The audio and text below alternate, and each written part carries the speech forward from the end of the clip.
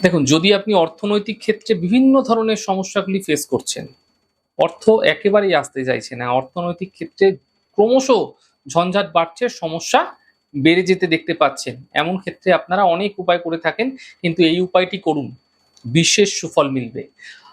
সামনেই আসছে আলোক কৌশিকী অমাবস্যা, আর আলোক কৌশিকী অমাবস্যার দিন এই উপায়টি আপনাকে করতে হবে।